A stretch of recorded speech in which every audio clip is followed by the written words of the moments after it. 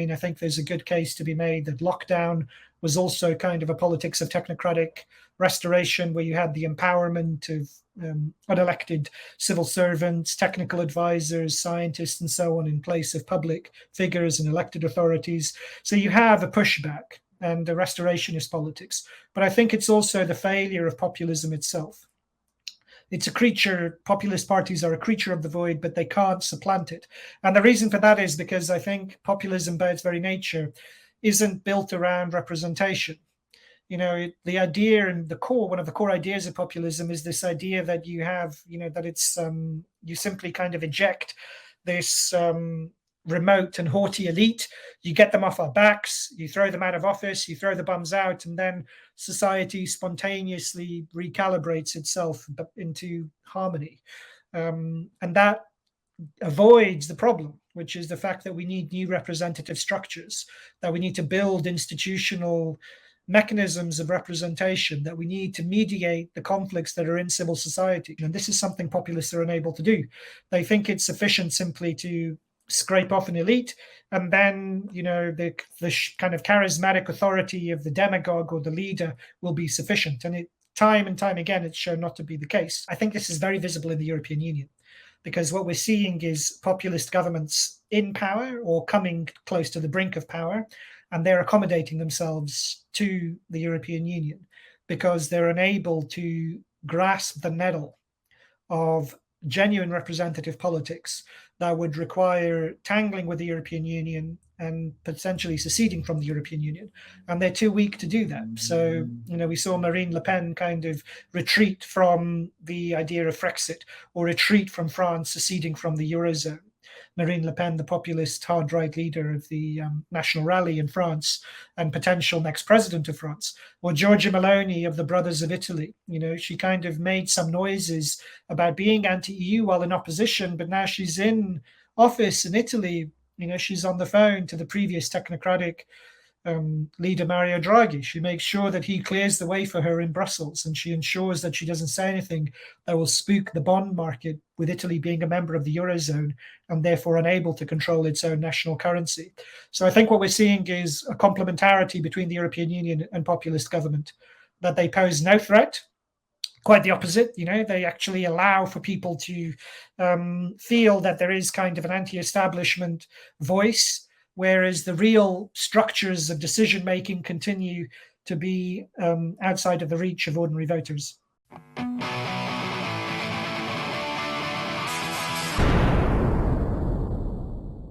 You are one of the co-authors of this book, Taking Control, Sovereignty and Democracy After Brexit, along with George Horley-Jones and Peter Ramsey. Can you give me a sense of how this book came together? Yeah, so back in 2015, when the British referendum on membership of the European Union was announced, my immediate instinct was to think that this was going to be the single most important question in British politics for a generation. It had been brewing for a while on the backbenches of the Tory party, but when it became more or less inescapable, I suppose, for David Cameron, as he never expected to get a majority, my understanding is that he expected to be have a coalition government again with the Lib Dems, and therefore he had the political room to offer his backbenchers a referendum on membership of the European Union in order to quieten them. And then he expected, I think, to trade it away in coalition negotiations. So that was back in 2014-15.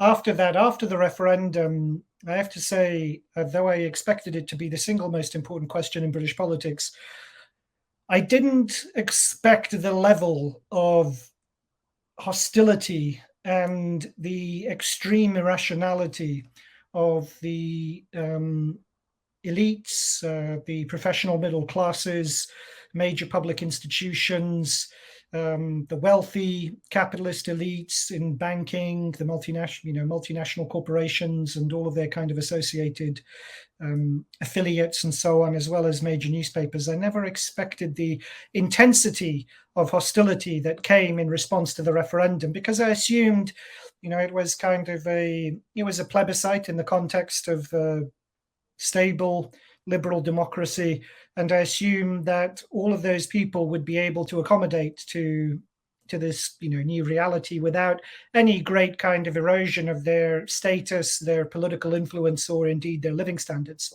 So that was, I think, it was a mistake not to anticipate the degree of hostility to it, not to anticipate just how much certain basic aspects of liberal democracy had been so eroded already that the ruling elites were determined to kind of keep the territory they had seized in the preceding 30 years.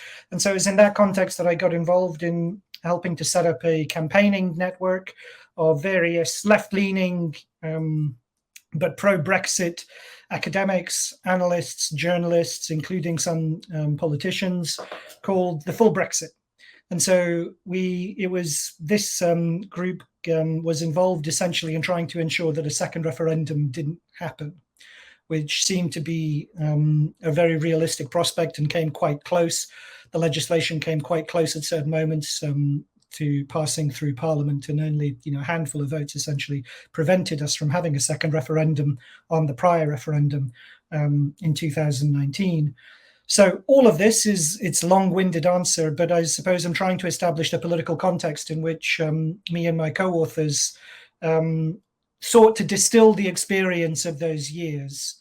And so all four of my co-authors and I, we were all members of the Full Brexit in one way or another.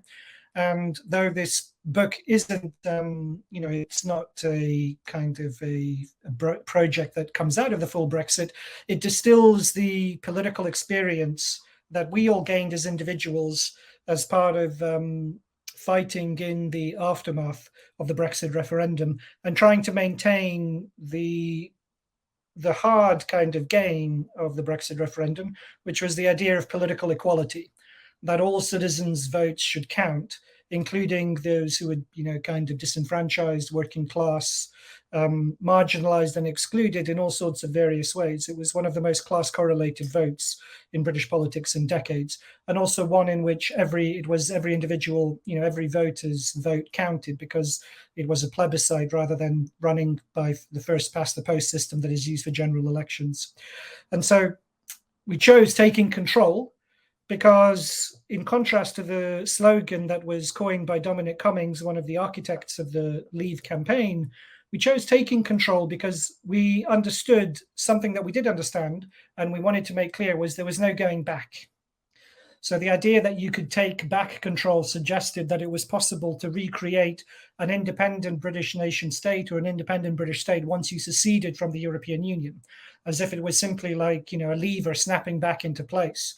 And whatever things that we underestimated or perhaps misunderstood or didn't anticipate in the context of the Brexit, in the politics of all the conflicts over Brexit, something that we were, I think, clear about was that there was no possibility of returning. What had to be done was that a new kind of political system, a new kind of popular and national sovereignty had to be created as part of the process of seceding from the European Union. So that's a long, like I say, apologies to you and your listeners for such a long-winded answer, but I wanted to make sure to provide as much context as possible with regards to your question. And one of the points that you make so well in the book is the fact that this question of national sovereignty is a lot deeper than even Brexiteers or Europhiles really appreciated. It's not that, as Brexiteers would have it at their worst, that policymakers were simply hapless and had their hands tied by the EU, and simply exiting the European Union would solve this issue. You make the point that it's actually much deeper than this, and I want to come to that. But a lot of my listeners are American and may not have a sense of what it was like during the lead up to the referendum. So can you kind of give us a sense of what this referendum stood for different constituencies and why it mattered, and indeed why they should care, if that's not too much? No, indeed, and I appreciate it can seem kind of remote and parochial to many people around the world, but I think it was world historic significance. I don't think it's too conceited or problematic to say that.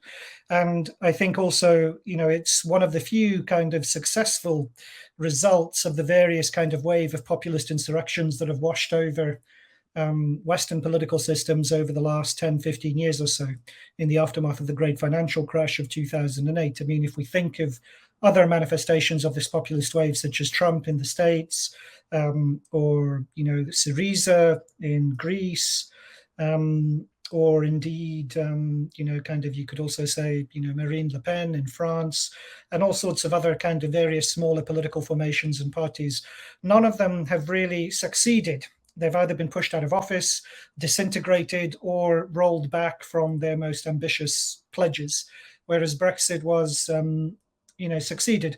And part of the reason for that was that it was something which was not just associated with a single political leader or a single political party or campaign.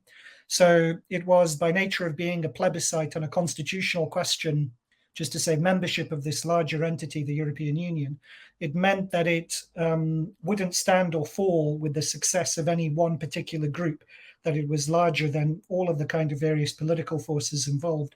And so I think that made it, in one sense, that made it fundamentally different. In the run-up to the referendum in June 2016, it was a very odd period for me, so I'm a politics lecturer, as I said at the beginning, and usually when I talk to people and they ask me what I do, hairdressers or, I don't know, cabbies or, people just in random kind of ordinary conversation in queues waiting for the train or whatever, I don't know, you mention, I'm a politics academic, it's obviously enough to kind of kill the conversation stone dead or to move on to a new topic very quickly.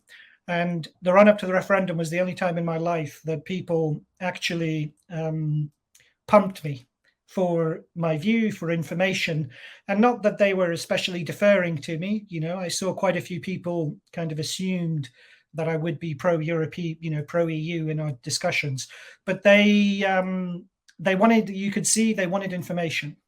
And so it was this intent. I've never in my life, as an adult at least, in British politics in Britain, I've never experienced that level of politics dividing kind of friendships. I mean, both in, among my own friendships as well as colleagues and friends I know who also had friendships fractured, that it divided the dining room table. There was division over Brexit in my own family, that it divided so starkly some of the nations of the UK, Scotland and England, most kind of noticeably, that it also was such a kind of intense moment of public discussion over a basic question, a basic constitutional question, and that people took it so seriously. That was also very striking. It didn't have the kind of the frivolous or superficial character of previous political moments. And so it all confirmed that something, that it was a genuine and meaningful political question for whatever reason. And I think, there are kind of all sorts of reasons one could find for it. But I think when ordinary voters, ordinary kind of working class people, but many others as well, when they saw Obama, who was president at the time, he came to the UK. Barack Obama has begun a 3-day visit to the UK. Smiles and waves for the camera, but a stark message for the British people that if Britain votes out of the EU, the United States would have very little interest in doing trade with it. Maybe some point down the line there might be a UK-US trade agreement, but it's not going to happen anytime soon because our focus is in negotiating with a big bloc, the European Union, to get a trade agreement done. And UK is going to be in the back of the queue. And he used the British word queue rather than back of the line, as an American would say, and made it clear, basically, that he'd been fed the lines by the Cameron government. So when I think, when ordinary voters saw the American president, leading bankers, all major politicians of the established parties, industrialists, captains of industry, kind of famous faces and celebrities off television, when they saw them all lining up, encouraging everyone to vote for the European Union, I think the British public correctly intuited that there was an extraordinary opportunity to make a strike against elite, the views of the elite kind of broadly conceived, and they intuited correctly. So it was an extraordinary moment in British politics. And I suppose for the benefit of American listeners, to make clear another way in which it was different from say, the Trump kind of election, which happened in the same year in 2016, if you look at the breakdown of the votes for Trump, most people voted for their political party, which is to say most people voted for Democrats, and most Democrats voted for the Democrats, and most Republicans voted for the Republicans. So it was kind of, despite all of Trump's kind of insurrectionist energy, it was very much a kind of, most of the politics of the Trump era nonetheless went along partisan lines. What was different about the Brexit referendum was that it broke up the existing partisan system within the UK. And that was principally down to, not entirely, but mainly down to a set of constituencies that became known as the Red Wall. Because if you look at them on a map, it looks like those kind of geographical districts look like a kind of red wall in the north of England and the Midlands. And these were traditionally Labour strongholds, some of them going back even to their foundation as constituencies. And very strikingly, some of them kind of very old working class constituencies, Rust Belt constituencies, deindustrialized constituencies, they swung, despite the fact that the Labour Party was so strongly in favour of the European Union, they swung against the European Union, and they voted for Brexit multiple times, not only in the referendum of 2016, but also they voted for the Tories in 2019 as part of the demand to ensure that we did secede from the European Union, which was only finally accomplished. We only formally withdrew in early 2020. So nearly 4 years after the actual vote itself, which gives you an indication of the bitterness and intensity of those few years. So I hope that helps to put listeners in the picture, particularly those who might not be fully kind of familiar with the details of the referendum. You used the phrase world historic significance. Can you kind of explain that a little bit more? So what made this so significant? Because, if you speak to people who were Remainers, they will say that, no, it was low information voters who were duped by a bus, etc. So why do you disagree with that appraisal? Yeah, I mean, I suppose some Remainers might admit that it was world historic kind of in its scale, but they would see it as kind of as a mistake. Like you say, the error of ill-informed voters who shouldn't be entrusted with such significant, long-lasting political decisions. That ordinary people, the complexity of the globe, the functioning of the global economy, and the interrelationship of states in the European Union, all of this is kind of beyond the scope of ordinary voters. And if it wasn't out of sheer stupidity and clumsiness, and kind of willful spite, which is what many Remainers, those who wanted to remain in the European Union, many of them would still say, I think. The more generous ones might say, oh, well, it was a big but catastrophic mistake. If you vote for Brexit and then the next day, the most Googled thing was, what is the EU? I'm sorry, that doesn't show a very bright person. I'm sorry, that is how it is. How can you vote? Well, you don't know, Dee. Hang on, you don't know who did that Googling. That could have been a Leaver or a Remainer. You know something? Thousands of people Googled, what is the EU. Furthermore, you're looking at Wales. Listen to this. You look at Wales, who voted out, and yet they get a lot of subsidies from the EU. And how are they going to sell their Welsh lamb? Okay, there's another one. What about car plant towns like Dagenham, who voted out? Now we are having the problem where a lot of those car companies are going to move out because a lot of those parts come from all over Europe so they can put the cars together, and they're going to be taxed. So it's not going to be worth their while. You're right, we'll find out. But I don't think... you seem to be saying, blanket statement, unless I'm mishearing you, people who voted Brexit are stupid.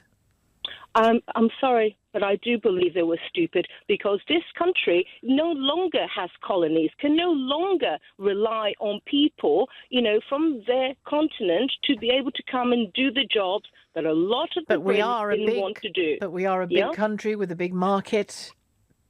Yeah, and who are you going to sell these things to once you're out of the EU? Well, Europe still, on different bases.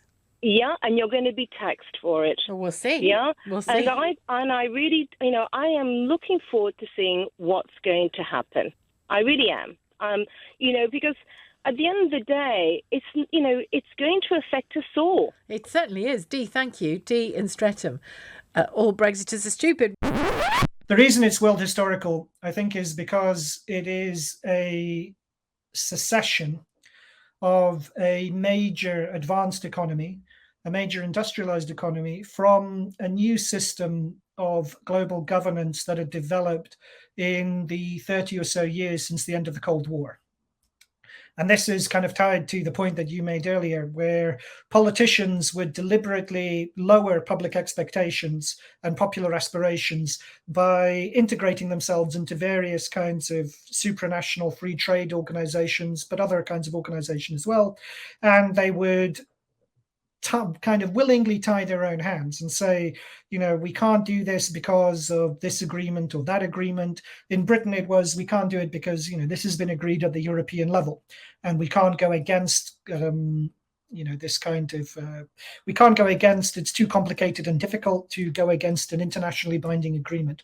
So the European Union was the most highly developed, the most concentrated form of this new kind of politics of rule in the Western world. And so what made Brexit world historic was the fact that you had a popular revolt at the ballot box that succeeded in formally withdrawing Britain from the European Union. And there are other examples of this. I mean, the obvious one in North America would be NAFTA. But obviously the European Union, NAFTA, for all of its faults, the European Union is much worse. You talked about the breakdown of the people who voted for Brexit. And I don't know, people might be surprised to learn that there's a lot of continuity here, that Labour was always profoundly suspicious of European institutions. Can you delve into that in a little bit more detail? What is the history of the trade union movement and its relationship with Europe or European institutions of sort of supranational governance? Yeah, sure. So, essentially, the European Union, when it was founded famously as the coal and steel community. So it was a way of binding France and Germany together. So it began as this attempt to rebuild capitalism in the devastated economies of Western Europe. And at the time, this was in the late 1940s, at the time it was the Labour government, the post-war Labour government that was in charge under Clement Attlee, famous for kind of building the post-war social democratic state.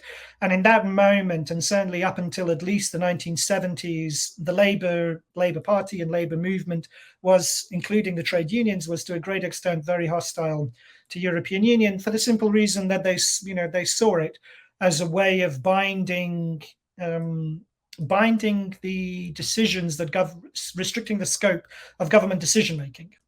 And they were very clear about that it was a way to block nationalizations, it was a way to protect private property, and it was generally a way to constrain, the exercise of popular will. And to their credit, for all their sins, at least to their credit, the Labour movement understood that in that period. And so with the first referendum on membership of the European Union, or the European Economic Community, as it was in 1975, when Britain joined the organization, what kind of roles were reversed. It was the Labour Party that was bitterly divided over whether Britain should be a member of the European Union. And on the other side, the Tories were very pro it. There's a famous photo of Margaret Thatcher, the Tory Prime Minister, though she was a junior minister at the time, but she was campaigning for it, and she was campaigning for membership. Good evening. Well, Britain has now had 2 years of experience within the European community, and on Thursday, as you all know, we'll be voting whether to stay in the common market or to leave it. And Newsday's guest tonight is Mrs. Margaret Thatcher, the leader of the Conservative Party, who will be talking about her own ideas about the European question after the news tonight from Angela Rippon. Good evening. The National Union of Railwaymen have called a national strike starting on June the 23rd, and our industrial correspondent tells us the strike is to go on indefinitely. The NUR's executive made the decision early this evening after voting 21 votes to 3 to reject an arbitration tribunal's recommendation of a 27.5% pay rise. and the strike at Heathrow Airport by British Airways maintenance men is to continue. The men today endorsed a recommendation by their shop stewards that a proposed peace formula wasn't acceptable. But it looks as though the 3-week-old strike at the Chrysler engine plant at Coventry could end on Wednesday. Shop stewards there decided today to recommend the 4,000 men involved to go back. The position of the trade unions on the common market was a major theme in the referendum campaign today. One of the biggest unions, the General and Municipal Workers, voted at their annual conference to maintain their pro-market attitude. But at today's anti-market news conference, Mr. Len Murray confirmed the TUC's view that for the sake of more jobs, it was better for Britain to be out than in. I think it's absolutely vital that everyone should turn out in this referendum and vote yes, so that the question is over once and for all. We are really in Europe and ready to go ahead. You get consensus when you get unity of purpose. Do you think now, we shouldn't have unity of purpose, as far as I'm concerned, with a part of a party which wished to nationalise practically everything. So you couldn't have a consensus there where there are two obviously different viewpoints. Whereas by the time you get to 2016, 2019, the roles have reversed. The Labour Party is kind of tied by an umbilical cord to Brussels, whereas it's the Tory party that's bitterly divided over membership.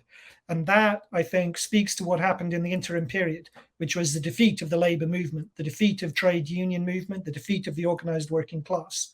And it was in the context of that defeat in the 80s, and just how brutal and confrontational it was in Britain, particularly with the miners' strike in the early 1980s, that the Labour movement and its political representatives basically retreated into the European Union, or the European Community, as it was prior to the Europe, prior to being constituted as the European Union. And so it became this kind of hinterland, this refuge, where they could, cook up kind of grand aspirations with other left-wing parties and left-wing movements in the institutions that were provided by at the European level, and they could hope that they could salvage something in that hinterland because they'd been beaten back at the national level. And as they kind of, as they stewed there in defeat, they grew increasingly disenchanted and pessimistic about the possibility of winning people back at the national level, of winning the masses over. And so they became accustomed to thinking of politics as locking things in at the supranational level. And so this is, by the time we get to 2016, the majority of the trade union movement, the majority of the Labour movement understands the European Union as a protection, as a kind of set of safety rails from the ravages of neoliberalism. And that's the kind of swap that happens between 1945 and 2016. I'm not sure if the connection between the defeat of Labour and the retreat into the EU is totally clear. So why is the EU a logical next step after Thatcher defeats the trade union movement in the 80s? So there's a moment in which, there were other ways in which this kind of retreat happens, I think. One of the ways, one of the telling ways is also at the margins of the left, say with the far left, you have the retreat, I think, into kind of various third world solidarity campaigns. You've got, say, the Live Aid movement, which happens in the late 1980s over the Ethiopian famine and the development of the humanitarian sector. And those are also other kind of modes in which the left retreats. But the European Union in particular was one of those havens of retreat. And this, I think, is for a number of reasons. So partly it's because it appeared as if it was internationalist. And so it appeared as kind of being in line with the left's internationalist rather than nationalist kind of disposition and posture. So it had that kind of superficial sheen that appealed to the left, the idea that they could rub shoulders with people from abroad who thought in the same way and wanted the same things. And that kind of, provided some degree of compensation for the losses that they suffered at the national level. But also it was one of the commissioners of the European Union, or the EEC, was the figure called Jacques Delors in the early 1990s. And he promoted this idea of a social Europe. He explicitly, part of the design of the commission of the time was explicitly to build constituencies for the European Union by picking up the kind of the losers or the kind of malcontents of national political systems. So this kind of part of the strategy was cultivating autonomy, kind of regional separatist and autonomous movements, but also building support among the trade unions of Europe and encouraging them to kind of cooperate at the European level, but also providing a vision of Europe as a so-called social Europe. So not a Europe of the free market or a Europe of capitalism, but a Europe in which you could build social protections against the market.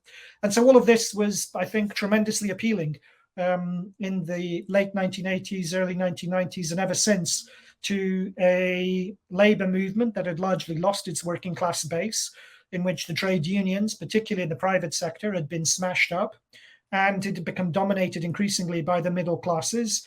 And the idea of Europe as this haven from the crude kind of more nationalistic and conceited and selfish working classes, that became ever stronger over that period. In the first chapter, you make this really strong case, you and co-authors make this very strong case where you sort of walk through this history of what politics was like briefly, during a brief period between the 1940s and the 1970s. And you talk about how the Labour Party had pursued this national project. It was a national project that was associated with the Labour Party, which now people kind of view as like, oh, that's a bit fashy, but it's very much associated with the Labour Party, that you had to have national sovereignty before you could push for other kinds of connections internationally, and that it was pursued through things like full employment, economic development, and so on. And it is a kind of, the Labour Party is full of working people and so on. And then gradually people with working class backgrounds moved to something like 2% of the Labour Party. But, an unsympathetic reader might say, well, this is a bit of a nostalgic kind of rendering. And you mentioned before, there's no going back.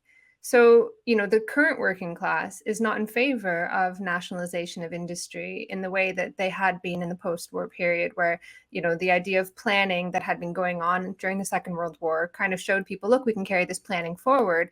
And it was more or less non-controversial amongst working people. Now that's highly controversial. Do you not see the kind of defeat of someone like Jeremy Corbyn as maybe emblematic of the fact that there isn't any going back? That working class that was anti-EU for pro-Labour reasons is dead. Yeah. So the idea of we take that kind of history of Britain is the one that we give in the book is largely inspired by a historian at King's College London called David Edgerton. And he makes the case that Britain was only really a nation state, understood in a kind of straightforward sense, between roughly the 1940s and the late 1970s, because prior to then Britain was kind of the core or the hub of a global liberal empire. And when you have the voting in of the Labour government in 1945, it's partly a kind of and this is me, not David Edgerton, but you could see it, I think, kind of as a proto-Brexit from the Churchillian vision of global empire, which was the alternative that was on offer at the time. And so, working class people voted for a state that was able to protect them, that was able to kind of build up, meet their material interests, and that was able to offer something back for the tremendous sacrifices they had made during the Second World War. And so they were built into the functioning of the state at the time, for better or for worse. Kind of obviously they won a meaningful kind of political representation and influence that they hadn't had before, but it also came as part of being integrated into the institutions of the British state as well. So that working class is gone. And, this is something that we're, clear about. But I think the working class of Britain today is also, for whatever its views on the economy might be, it seems to me it's shown itself repeatedly to be deeply skeptical of the European Union and what it represents.